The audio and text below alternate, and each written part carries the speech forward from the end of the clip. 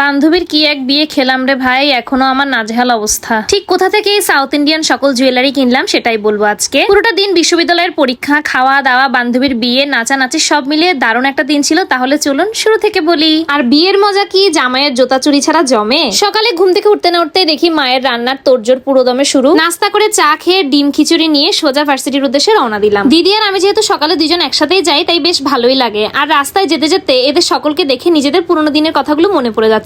SSC পরীক্ষার হলে ঢোকার আগে আমরা যেভাবে দাঁড়িয়ে দাঁড়িয়ে বই পড়তাম খুব মনোযোগ দিয়ে, এই যে আন্দরকিল্লা থেকে মুরাদপুর পর্যন্ত আসলাম, এবার মুরাদপুর থেকে বিশ্ববিদ্যালয়ের জন্য বাসে উঠে গেলাম। একদম প্রাকৃতিক এসির বাতাস খেতে খেতে চলে যাচ্ছি। আর ইদানিং যে একটা গরম পড়েছে, আমি শুধু ভাবছি কতদিনে কোরবানের বন্ধটা পড়বে আর আমি একটু শান্তি পাবো। তবে আসতে আর যেতে যতই কষ্ট হোক না কেন, এই বিশ্ববিদ্যালয়ে চান্স না পেলে জীবনটাই বৃথা মনে হতো। এই সপ্তাহে বান্ধবীর বিয়ে খাবো, সেজন্য পুরো পরীক্ষার কাজটা আমি একটু এগিয়ে রেখেছিলাম, যেন সাবমিশনের দিন আমার তেমন একটা কাজ নাই করতে হয়। ওদের প্রত্যেকেরই কাজ মোটামুটি শেষ। এই পরীক্ষায় কি পরিমাণ ভয়ানক কালের কাজ করছি আমরা, যারা আমার লাস্ট ব্লগটা দেখেছেন তারা নিশ্চয়ই জানেন। যাই হোক, কাজ সাবমিশন করার জন্য সকলে রেডি হয়ে ভাবলাম একটু চা সিঙ্গারা খাওয়া যাক। আমিও যে কোনোদিন চা কিনে খাবো সেটা ভাবলে আমার অবাক লাগে। আমার পাশে দাঁড়ানো নীলা আর পূজা, ওদের দুইজনের সাথে থাকতে থাকতে আমারও চা খাওয়ার একটা বদভ্যাস হয়ে গেছে এখন। ওইদিকে ক্লাসের সম্পূর্ণ কালি পরিষ্কার করে এদিকে আমরা যখন লাঞ্চ করতে যাব, তখন দেখি জুনিয়ররা বসে খুব মন দিয়ে স্টাডি ফ্রম নেচার করছে। চট্টগ্রাম বিশ্ববিদ্যালয় এমন একটা জায়গা যেখানে প্রকৃতির কোনো অভাব নেই। তবে সকলের সাথে নাস্তে নাস্তে বের হলেও আমি লাঞ্চ করিনি, কারণ মা তো বাসা থেকে আমাকে খাবার দিয়েই দিয়েছিল। ছোটবেলা যখন স্কুলে পড়তাম, তখন যদি কোনো মজার খাবার মা টিফিনে দিত,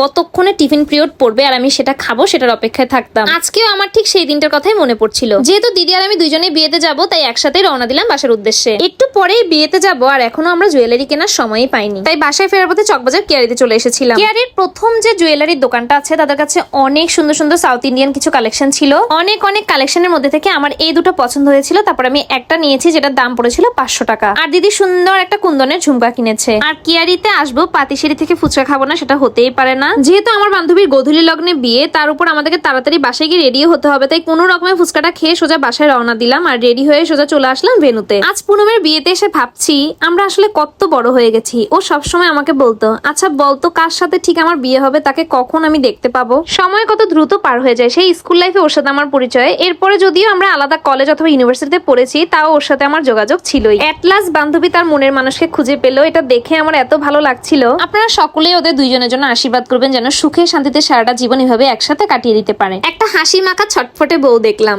এইবার দিচ্ছি আপনাদের হাজারখানা প্রশ্নের উত্তর। আমায় এই শাড়িটা কে পরিয়ে দিয়েছে, আমি এই জুয়েলারি গুলো কোথা থেকে নিয়েছি, এত সুন্দর লেহেঙ্গা স্টাইলে শাড়িটা পরিয়ে দিয়েছে আমার মা, আর তার সাথে হেল্প করেছিল আমার ছোট বোন পায়েল। আর আমায় এত সুন্দর ভাবে সাজিয়ে দিয়েছে আমার স্টুডেন্ট পৃথিলা। স্কোয়ার শেপের এই সুন্দর চুড়িজোড়া ছিল রূপক দৃষ্টিভঙ্গি পেজের, আর অন্য হাতের এই বালাজোড়া আমি কাঠের চুড়ির উপর রং করে বানিয়েছি। এই যে আমার ছোট বোন পায়েল, ভীষণ গুণিয়ার লক্ষ্মী একটা মেয়ে। আর ওইদিকে দিদি টিয়াকে সুন্দরভাবে ছবি তুলে দিচ্ছিল। আর ওইদিকে আমার বান্ধবীর মা তাড়াতাড়ি আমাদেরকে খেতে পাঠিয়ে দিয়েছে, যাও তোমরা অনেক দেরি করে ফেলেছো, তাড়াতাড়ি গিয়ে খেয়ে নাও, তারপরে এসে অনুষ্ঠান দেখো। আর যে কোনো অনুষ্ঠানে গেলে আমার বোন সকলের প্লেটে খুব সুন্দরভাবে খাবার সার্ভ করে দেয়। এবার বলছি কেন বান্ধবীর এই বিয়ে খেয়ে আমার নাজেহাল অবস্থা। যে কোনো বিয়েতেই পুরো রাত জাগলে আমরা বাসায় গিয়ে একটু ঘুমানোর চেষ্টা করি। এইদিকে আমার 4th বর্ষের ফাইনাল পরীক্ষা, তাই পুরো সপ্তাহে কোনোদিনই আমার ফ্রি নেই। তার উপর ওর বিয়েটা পড়েছিল বৃহস্পতিবার। আর আপনারা সকলে জানেন শুক্র এবং শনিবার সকালে আমার ড্রয়িং এর ব্যাচ থাকে, তাই ওর বিয়ের অনুষ্ঠান শেষ করে বাসায় গিয়ে ফ্রেশ হতে হতে আমার সকল স্টুডেন্ট এসে হাজির। এইদিকে ক্লাবে সারা রাত এসির বাতাস খেতে খেতে আমার উঠলো জ্বর। খাবার শেষ করে উঠতে না উঠতে দেখি ওইদিকে জামাইয়ের জুতা চুরি হয়ে গেল। সত্যি কথা বলতে এই মজার জিনিসটা আমি সবসময় মোবাইলে অথবা রিলসে দেখেছি, আজকে প্রথমবারের মতো সামনাসামনি দেখছি। মেয়ে পক্ষের দাবি অনুযায়ী টাকা দিতে পারলেই জামাই তার হারানো জুতা ফিরে পাবে। আয় হায়, কি কাণ্ড!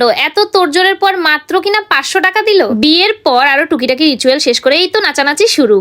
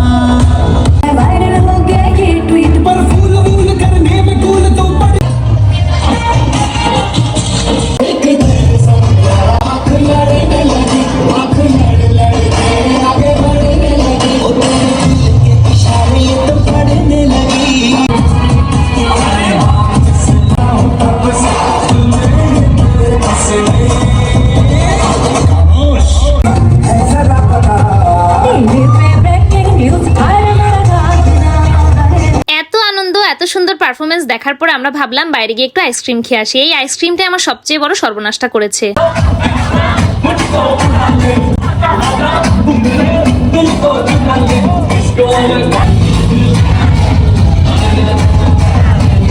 পুরো বিয়ের আনন্দ শেষে বাসি বিয়ের সময় হিন্দু বিয়ের সবচেয়ে সুন্দর একটি মুহূর্ত, সেটি হলো সিঁদুরদান। একটা মেয়ের পুরোটা জীবন এক নিমিষে যেন পাল্টে যায়। আর সবশেষে সবচাইতে দুঃখ ভরা যে মুহূর্ত, সেটা হলো বিদায়। এত আদর যত্নে গড়ে তোলা নিজের সন্তানকে পরের ঘরে পাঠিয়ে দেওয়ার কষ্ট কেবল মেয়ের বাবা মায়েরাই জানে।